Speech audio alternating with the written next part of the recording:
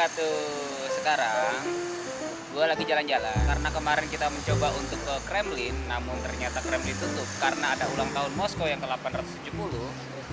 Dan ulang tahun Moskow sudah lewat, itu tanggal 9 September ya 2017. Dan sekarang sudah kira-kira tanggal 15 September, dan kita mengunjungi sebuah tempat yang menjadi kado ulang tahun Moskow yang ke-870.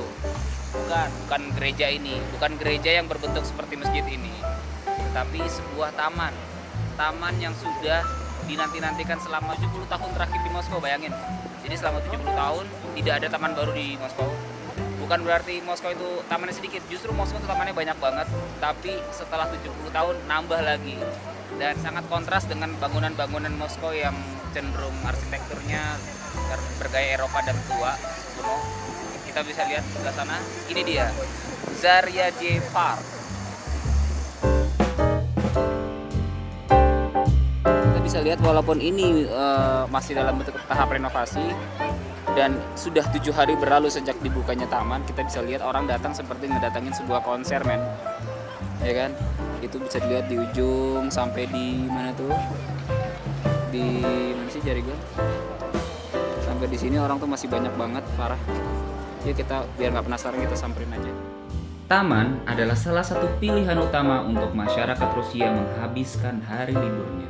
Di balik penatnya dunia pekerjaan yang gak ada habisnya, hati dan pikiran seolah dapat tersegarkan kembali setelah mengunjungi taman-taman ini.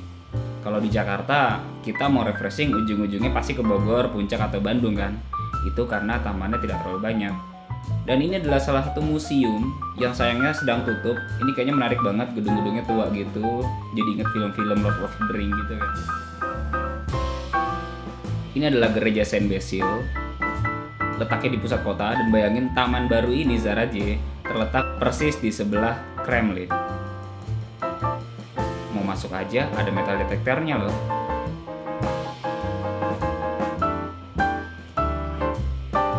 Guys, ini adalah gedung yang akan kita review. Pertama, ini disebut Zaryadye Dome. Ini adalah sebuah kubah. Bayangin orang ngantri segini banyak dan kubahnya nggak terlalu besar. Kira-kira dalamnya itu apa? Dalam itu nggak ada apa-apa. Lu kalau nyari sesuatu yang mewah itu nggak ada apa-apa. Di situ cuma ada lantai dan itu kosong, dan lu cuma bisa ngelihat QR code.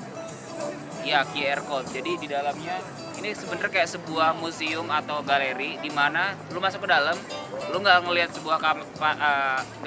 sebuah karya pameran apapun, tapi lu cuma bisa lihat QR code, which is lu harus bawa device lu harus bawa gadget lu untuk scanning. Ini QR code tentang apa? Jadi di dalam museum pameran tentang apa itu temporary, jadi bisa ganti-ganti. Mungkin kemarin itu tentang Skolkova, hari ini tentang Zaryadye, besok bisa tentang apa lagi. Jadi inovasi, tapi gue nggak ngerti sih, gue nggak menemukan di mana menariknya, tapi cukup inovatif menurut gue karena ini beda. Gue nggak pernah kepikiran lu akan bikin sebuah gedung dalamnya cuma ada QR code. Gokil.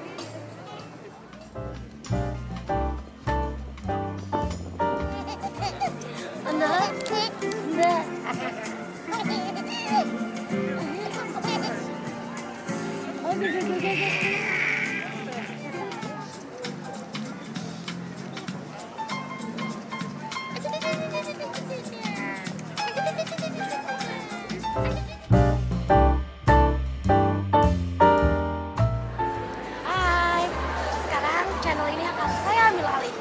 Kenapa? Karena Mas Girinya sedang capek gendong Ian.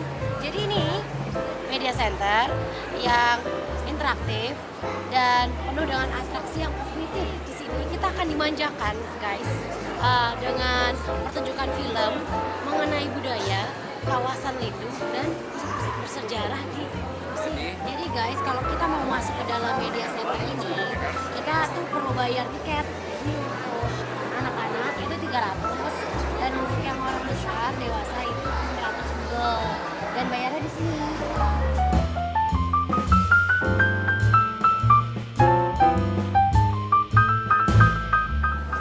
Mas. Kenapa? Mas. Wow. Sugoi. Bilang dek, sugoi gitu.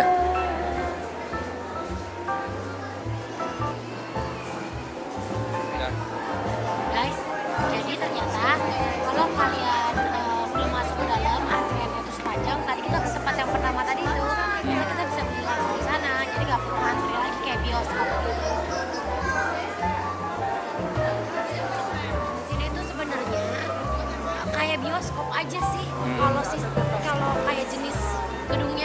Cuma tontonannya mungkin bukan film-film Hollywood. Tontonannya itu adalah sejarah-sejarah di Rusia dan tempat-tempat kawasan-kawasan lindungnya Rusia. Jadi cukup menarik ya untuk sebuah museum yang kiranya sepertinya old school tapi ternyata dibuat semenarik.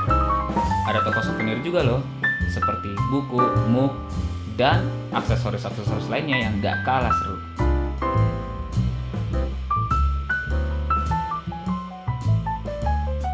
Kita mau menuju ke apa namanya, taman yang bentuknya V gitu. Jadi dia tuh Jembatan.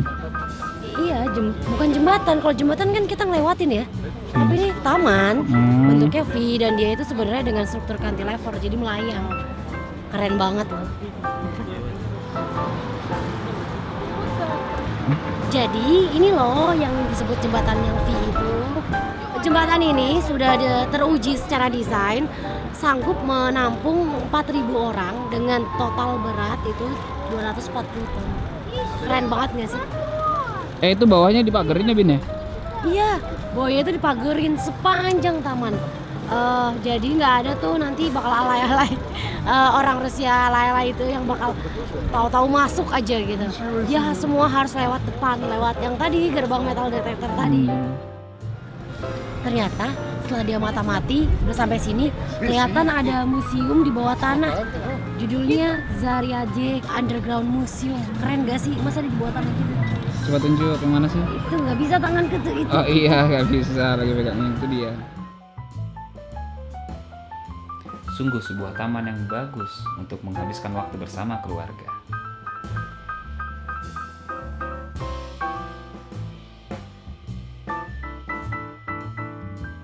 Oke, teman-teman bisa kita lihat ini adalah tempat peristirahatan terakhir untuk hari ini. Karena kita udah capek banget, ini taman seluas 12 hektar. Dan ini spot paling bagus menurut kita karena di sini rumputnya empuk, literally empuk banget. Jadi kalau lu bawa bekal, lu bisa melakukan piknik di sini. Alhamdulillah. Tapi sebenarnya ya guys, kalau mau jalan-jalan menikmati Zariadze ini ya, Zariadze bener ya? Zariadze. Itu kalau bisa pas jangan musim salju. Kenapa? Karena yang diunggulkan itu tamannya, si hijau-hijau ini. Kalau salju putih semua. Cuman ya tetap masih menarik. Kenapa? Karena masih ada si jembatan V, ada museum di underground. Kita juga belum ngecek gitu kan. Dari apa pusat media di bawah. Pusat media. Nah, di belakang kita ini adalah gedung yang sangat menarik yang tadi kita lihat di awal-awal, yang di episode awal, yang di video awal ini kita tunjukkan. Jadi ini adalah amphitheater di mana sebuah landscape ditutupi kubah dengan kaca. Dan kita bisa lihat walaupun ditutupin kubah, di dalamnya tetap taman. Jadi orang bisa merasakan taman indoor. Bisa kita bilang gitu ya, taman indoor. Dan taman ini bisa menampung lebih dari 2.500 orang dan dipasangi layar, dan layar itu bisa untuk pertunjukan, untuk nonton film, untuk pagelaran budaya, dan menampung lebih dari 400 orang. Dan tahu nggak, desain amphitheater ini ternyata adalah sebuah hasil karya nyata dari sayembara yang dilakukan Kota Moskow dari tahun 2012. Jadi pemenangnya itu akhirnya berhak Diwujudkan karyanya dalam bentuk si amphitheater ini. Jadi ini sebuah inovasi dan gebrakan yang bagus di mana pemerintah Kota Moskow mengajak masyarakatnya untuk bergabung, berkolaborasi bersama membangun Kota Moskow. Dan sebenarnya Indonesia tidak kalah. Indonesia juga sudah melakukan ini di eranya Jokowi di Kota Solo kalau nggak salah ininya. Ya di Kota Solo juga seperti itu, ada lomba antar kelurahan, ada lomba antar kecamatan sebenarnya. Lalu kecamatan itu menonjolkan kelurahan mana yang akan dilombakan. Tapi sebenarnya nggak cuma di Solo sih mas, Oh gitu. kayak UI kan itu juga hasil sayembara juga dan ternyata karyanya keren juga. Sebenarnya Indonesia juga ada beberapa sih yang melakukan hal itu. Dan itu adalah cara termurah untuk mendapatkan desain sebenarnya. Iya, karena daripada kita bayar mahal untuk desain, mending Disayembarakan. bukan. Jadi Apa? mending dananya itu digunakan untuk sayembara. Dimana daripada kita membayar satu orang untuk membuat desain mahal, lebih baik digunakan untuk masyarakat berpartisipasi bersama, mewujudkan ide-ide bagus bersama untuk mengembangkan kotanya masing-masing. Dan teman-teman, balik lagi kenapa saya mengajak keluarga saya ke taman, karena sesungguhnya kalau menurut saya itu family first. Jadi jadi intinya gini, hidup itu kita cuma punya beberapa hal: harta, anak, dan istri. istri pun begitu, ada suami, harta, dan anak. Dan semuanya itu harus balance. Kita nggak bisa, oh karir gue lagi bagus nih, terus keluarga ditinggalkan. Atau kebalikannya, wah anak gue pintar, kita lesin, kita ini, terus fokusnya terlalu ke anak. Sesungguhnya harta, istri, dan anak itu adalah ujian bagi kita.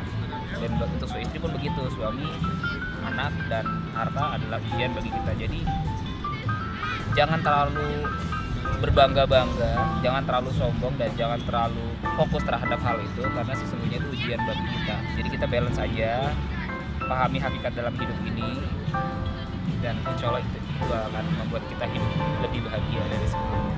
Seperti menghabiskan waktu bersama keluarga, walaupun sebenarnya kalau gue di rumah dan mengerjakan sesuatu itu bisa menambahkan benefit buat gue. Misalkan gue bikin proyek sampingan, terus ya lumayan duitnya pasti bisa buat beli kamera baru atau nyewa apartemen yang lebih besar. Tapi apalah artinya kamera baru ketika gue nggak bisa harmonis bersama keluarga. Karena sebenarnya tujuan berkeluarga itu ya memang harmonis. Jadi jangan sampai harmonis itu tidak ada di dalam keluarga. Jadi harmonis dulu, baru kejar yang lain. Ya, Karena percuma nanti udah ini tapi nggak harmonis malah susah. enak gitu. Jadi itu sebuah berbagi pengalaman dari kita. Kita bukan menggurui, bukan so tahu, tapi kita berbagi pandangan aja, siapa tahu bisa dipakai di kehidupan teman-teman. Jadi inilah penghujung acara jalan-jalan kita. Semoga kalian suka, semoga ini akan membuat kalian merasa oke, gue harus ke Moskow dan ini taman keren banget. Iya, keren banget, jujur ini keren banget. Dimana lu membuat sesuatu yang modern tanpa meninggalkan, tanpa menghancurkan, meninggalkan, dan mengesampingkan kebudayaan lama seperti bangunan-bangunan tua. Iya. Ini di sebelah Kremlin loh, bayangin di sebelah bangunan-bangunan bersejarah, tapi dia tidak menghancurkan, tapi justru berdampingan bersama. Ini keren banget. Iya, dia melebur di sana. Terima kasih sudah mau menonton sampai habis. Jangan lupa like, share, dan subscribe, dan komen yang baik, karena komen yang baik mencerminkan dirimu sendiri. Iya, betul. Baik, sekian dari kita. Wassalamualaikum warahmatullahi wabarakatuh.